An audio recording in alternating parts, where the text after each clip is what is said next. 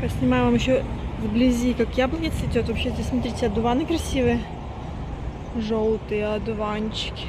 И яблони. Уже, это, как это называется, заканчивается цвести.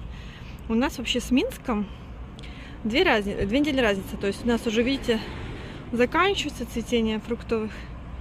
А в Минске только начинается. Ну и на севере Беларуси, я так представляю, там в Москве. И все вот это. Да, так что у нас в Бресте климат намного теплее.